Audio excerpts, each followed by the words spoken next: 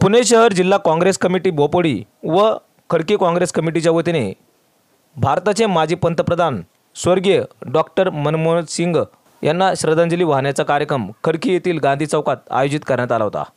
या कार्यक्रमाच्या अध्यक्षस्थानी सेल्वराज अँथोनी, प्रमुख मार्गदर्शक दत्ताजी भैरट, माजी नगरसेवक अविनाश बागवे, काँग्रेस ज्येष्ठ नेते ॲडव्होकेट रमेश पवळे, शाहनवाज कर्नाळकर, सुरेश देमुंडा, भरत ठाकूर, सचिन भोसले, मदन गाडे, दीपक संगोलिया, कैलास गोरले, इंद्रजित भालेराव, शशीभाऊ पांडोळे इत्यादी मान्यवर उपस्थित होते। स्वर्गीय डॉक्टर मनमोहन सिंगजी यांना माझ्या वतीनं, आपल्या सगळ्यांच्या वतीनं, शिवाजीनगर मतदारसंघाच्या वतीनं, आमच्या भैरट कुटुंबाच्या वतीनं या ठिकाणी अभिवादन करतो व त्यांना भावपूर्ण श्रद्धांजली अर्पण करतो। याच्यामध्ये खऱ्या अर्थानं अर्थतज्ञ कोणाला म्हणावं कसं म्हणावं याचं उत्तम उदाहरण म्हणजे डॉक्टर मनमोहन सिंग आहे। भारत ज्या वेळेला संकटाच्या काळामध्ये, आर्थिकदृष्ट्या अडचणीच्या काळामध्ये आला आणि त्यावेळेला खऱ्या अर्थानं त्यावेळेचे पंतप्रधान नरसिंहजी राव यांनी काही मंडळींना सामोरे ठेवून त्याच्यातली 2 नावं समोर ठेवून त्यांना विचारणा केली आणि अशा परिस्थितीमध्ये त्यातलं एक योग्य नाव म्हणजे डॉक्टर मनमोहन सिंग यांच्या हे निश्चित झालं। कारण की भारताची अर्थव्यवस्था कोण तारू शकतं ते डॉक्टर मनमोहन सिंग हेच तारू शकतात, हे संपूर्ण आपल्या देशाला यकीन झाले। म्हणून त्यांच्याकडे आपला पदभार सोपवत असताना आपल्या देशाची परिस्थिती काय वाईट होती, किती वाईट होती, किती संघर्ष करत होता आपला देश, ते आपल्या सर्वांना माहिती आहे। आदरणीय वंदनीय डॉक्टर मनमोहन सिंग यांच्या प्रतिमेला आणि विचारांना प्रथम मी अभिवादन करतो। 26 सप्टेंबर 1932 रोजी गाहा या पश्चिम पंजाब म्हणजे ब्रिटिश कालीन असलेल्या पश्चिम पंजाब मध्ये, जे आता पाकिस्तान मध्ये आहे, त्या गावामध्ये गुरमुख सिंग आणि अमृत कौर या सामान्य घरातील कुटुंबांना त्या ठिकाणी त्यांच्या जन्मी त्यांच्या कुटुंबात जन्मले मनमोहन सिंगजी आणि त्यांचं लहानपणाचं शिक्षण हे सगळं तिथल्या उर्दू भाषेमध्ये त्यांचं शिक्षण झालं। घराची अत्यंत हालाकीची परिस्थिती त्यांची असल्यामुळे त्या ठिकाणी, परंतु अत्यंत हुशार, लहानपणापासून शाळेपासून अत्यंत हुशार असल्यामुळे संपूर्ण त्यांचं शाळेचं शिक्षण त्यांनी त्या ठिकाणी स्कॉलरशिपवर आणि मेरिटवर त्या ठिकाणी त्यांनी शिष्यवृत्तीच्या आधारे त्यांनी पूर्ण केलं। घरात इतकी गरिबी की 10वीची परीक्षा झाल्यानंतर पहिल्यांदा त्यांनी नवीन चपलाची जोड त्या ठिकाणी विकत घेतली। अनेक त्या ठिकाणी शासकीय विविध विभागामध्ये विविध पदांवर त्यांनी काम केलं।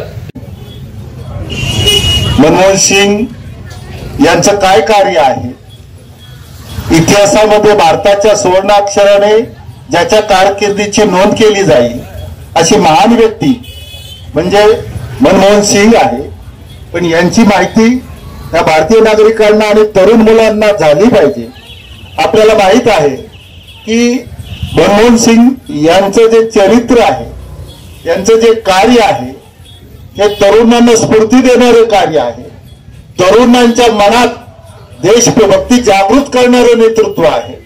त्याचप्रमाणे कार्यकर्ता कसा असावा, देशाचं नेतृत्व करणारा व्यक्ती कसा असावा आणि सर्वसामान्य लोकांचा विचार करणारं नेतृत्व कसं असावं, त्या नेतृत्वाचं चारित्र्य कसं असावं याचं प्रतिबिंबित उदाहरण म्हणजे मनमोहन सिंग आहेत असं मला वाटतं।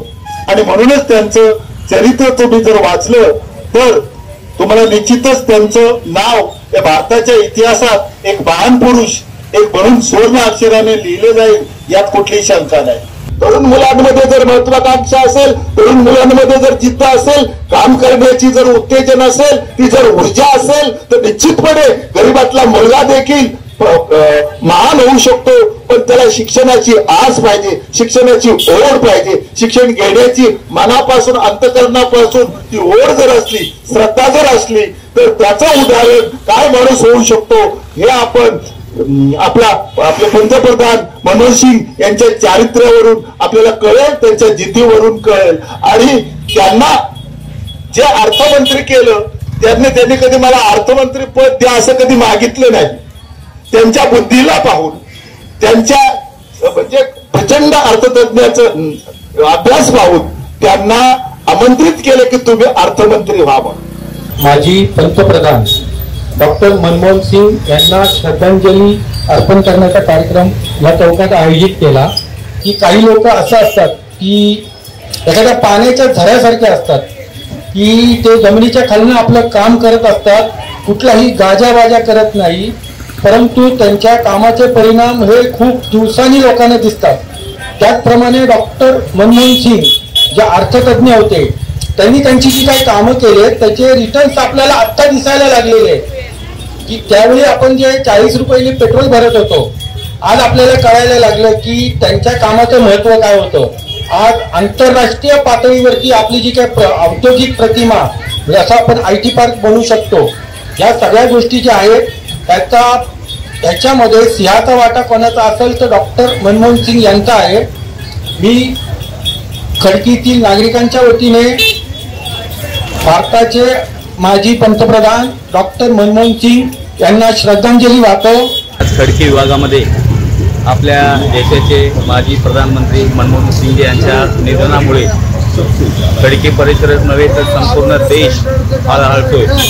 कारण देश आर्थिक परिस्थितीवर खूप नाजूक परिस्थितीमधून माननीय मनमोहन सिंग या देशाच्या प्रधानमंत्र्यांनी या देशाला सावरण्याचं काम केलेलं आहे. अत्यंत मनमिळावू आणि शांत प्रवृत्तीचे प्रधानमंत्री होते. एवढं असून सुद्धा या देशातली जी लोकशाही आहे टिकवण्याचं काम अत्यंत चांगल्या प्रकारे त्यांच्या काळामध्ये केलेलं आहे. म्हणून संपूर्ण देश, संपूर्ण गरीब जनता माननीय प्रधानमंत्री मनमोहन सिंग यांच्या निधनामुळे हळहळती आहे. आणि देशाला आर्थिक परिस्थितीमधून काढून उच्च परिस्थिती करण्याचं काम प्रधानमंत्री मनमोहन सिंग केले. यांना भावपूर्ण श्रद्धांजली आहे.